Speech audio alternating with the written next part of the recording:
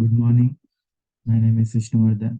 I am from Electrical and Electronic Department, and my chemistry TikTok concept topic is nature of metals. Let's see the nature of metals. A metal is a Greek word, and it is mine quarry. Metal is a material that, when freshly prepared, polished, or fractured, shows a illustrious appearance and conducts electricity and heat relatively well. Metals are typically ductile and malleable. These properties are the results of metallic bond between the atoms or molecules of the metals. A metal can be a chemical element such as iron, an alloy such as stainless steel, or a molecular compound such as polymeric sulfur nitride. In physics, a metal is generally regarded as any substance capable of conducting electricity at a temperature of absolute zero.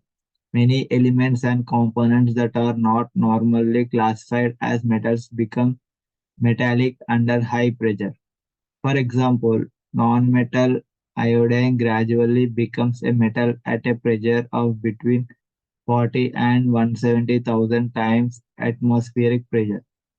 Equally, some materials regarded as metal can become non-metals. Sodium, for example, becomes a non-metal at a pressure of just under 2 million times atmospheric pressure. In chemistry, two elements that could otherwise qualify as a brittle metals, arsenic and antimony, are commonly instead recognized as metalloids due to their chemistry. Predominantly non-metallic for arsenic and balanced between metallicity and non-metallicity for antimony. Around 95 of the 118 elements of the periodic tables are metals or are likely to be such. The number is inexact as the boundaries between metal, non-metal, and metalloids fluctuate slightly due to a lack of universal accepted definitions of the categories involved. In astrophysics, the term metal is cast more widely to refer to all chemical elements in a star that are heavier than helium, and not just traditional metals. In this sense, the four the first four metals collecting in stellar cores through nucleosynthesis are carbon, nitrogen, oxygen, and neon, all of which are strictly non-metals in chemistry. A star fuses lighter atoms, mostly hydrogen and helium, into heavier atoms over its lifetime. Used in that sense, the metallicity of an astronomical object is the proportion of its matter made up of the heavier chemical elements. Metals as chemical elements comprise 25% of the Earth's crust and are present in many aspects of modern life. The strength and the resilience of some metals has led to their frequent use in, for example, high-rise building and bridge construction, as well as most vehicles, many home appliances, tools, pipes, and railroad tracks. Precious metals were historically used as coinage, but in the modern era, coinage metals have extended to at least 23 of the chemical elements. The history of the refined metals is thought to begin with the use of copper about 1100,000 years ago. Gold, silver, iron, lead, and brass were likewise in use before the first known appearances of the bronze in the 5th millennium BCE. Subsequent developments include the production of early forms of steel, the discovery of sodium, the first light metal in 1809, the rise of modern alloy steels, and since the end of the World War II, the development of more sophisticated alloys. Metals are usually inclined to form cations through electron loss. Most will react with oxygen in air to form oxides over various timelines. Some others like palladium, platinum, and gold do not react with the atmosphere at all. The oxides of metals are generally basic as exposed to those of nonmetals which are acidic or neutral. Expectations are largely oxides with very high oxidation states such as CrO3, Mn2O7, and OSO4, which have strictly acidic reaction.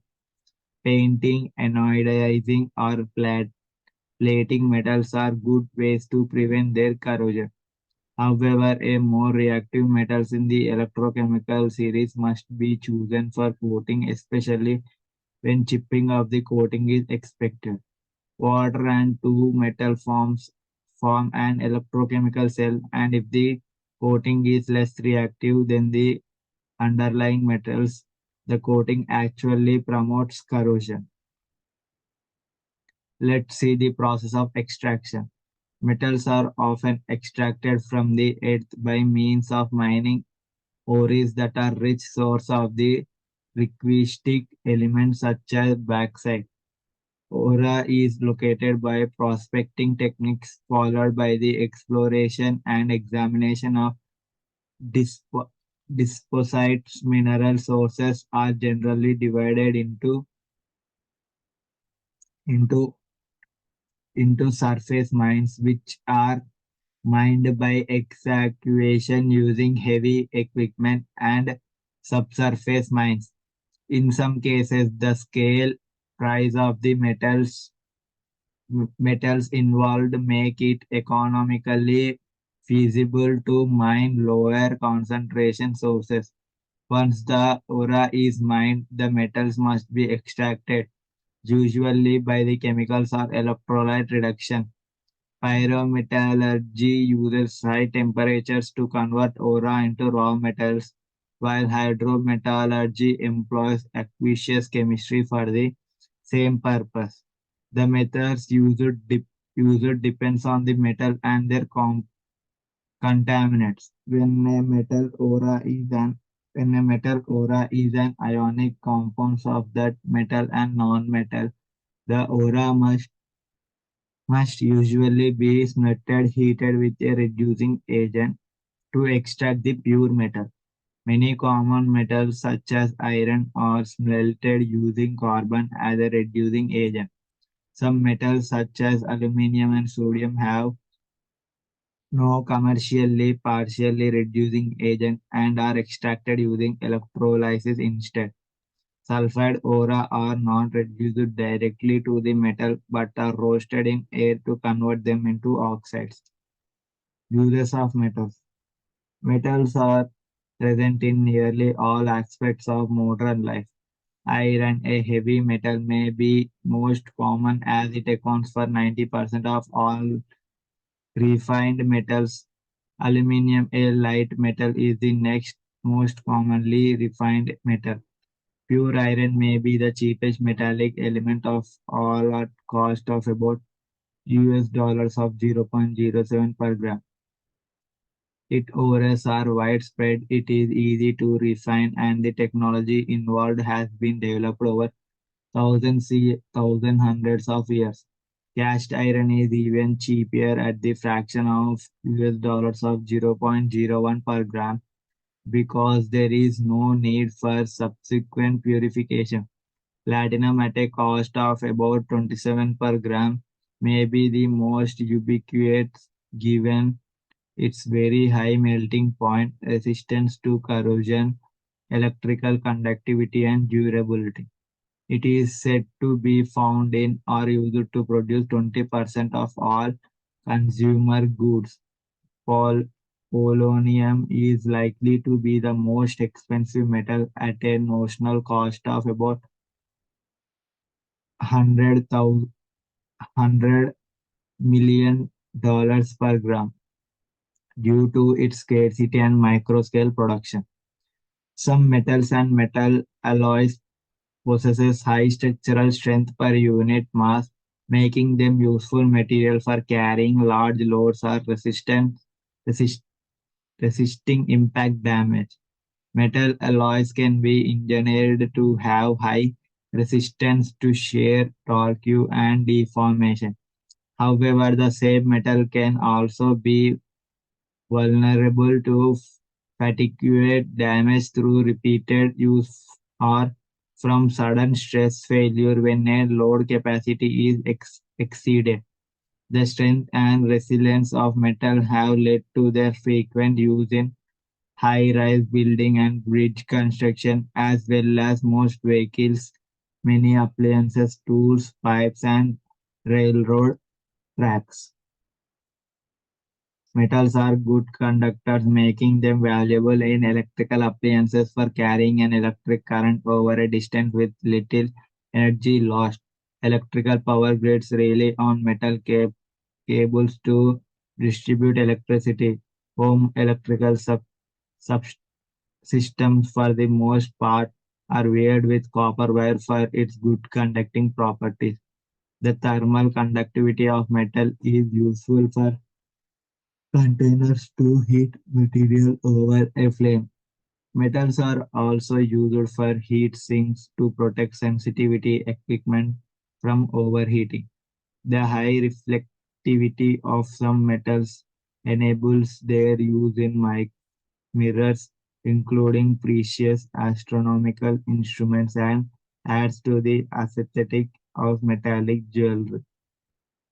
Some metals have specialized uses. Mercury is a liquid at room temperature and is used in switches to complete a circuit when it flows over the switch contact. Radioactive metals such as uranium and plutonium are fuel for nuclear power plants, which produce energy via nuclear fission. Shape memory alloys are used for applications such as pipes, fastener, and vascular stents. Metals can be doped with foreign molecules, organic, inorganic, biological, and polymers. This doping entails the metal with new properties that are induced by the guest molecules. Application in catalysis, medicines, electrochemical cells, corrosion, and more have been developed. Recycling of metals. Demand for metals is closely linked to economic growth given their use in infrastructure construction, manufacturing, and consumer goods. During the 20th century, the variant of metals used in society grew rapidly. Today, the development of major nations such as China and India and technological advances are fueling ever more demand. The result is that mining activities are expanding and more of the world's metal stocks are above ground in use rather than below ground as unused reverses. An example is the in use stocks of copper. Between 1932 and 1999, copper in use in the USA rose from 73 grams to 283 grams per person. Metals are inherently recyclable, so in principle can be used over and over again, minimizing these negative environmental impacts and saving energy. For example, for example, 95% of the energy used to make aluminum from bauxite ore is saved by the using recycled materials. Globally, metal recycling is generally low. In 2010, the International Research Panel hosted by the United Nations Environment Programme published reports on metal stocks that exist within society and their recycling rates. The authors of the report observed that the metal stock in society can reverse as huge mines above ground. They warned that the recycling rates of some rare metals used in applications such as mobile phones, battery packs for hybrid cars, and fuel cells are so low that unless future end of life recycling rates are dramatically stepped up, these critical metals will become unavailable for use in modern technology. Let's see what are the advantages of the metal.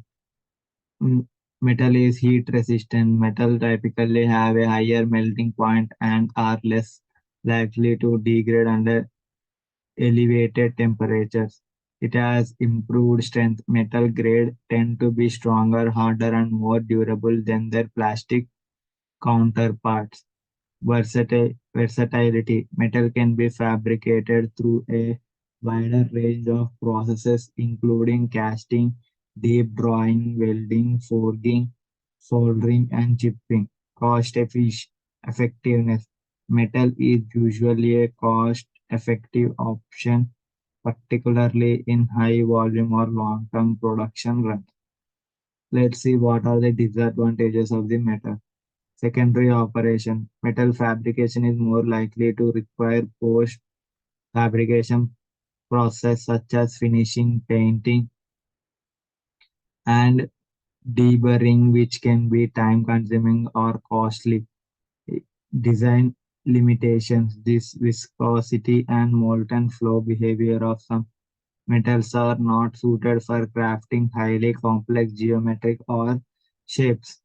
High startup fees. Metal tooling costs are typically more expensive than comparable plastic fabrication tools. So, this is all about my topic. Thank you.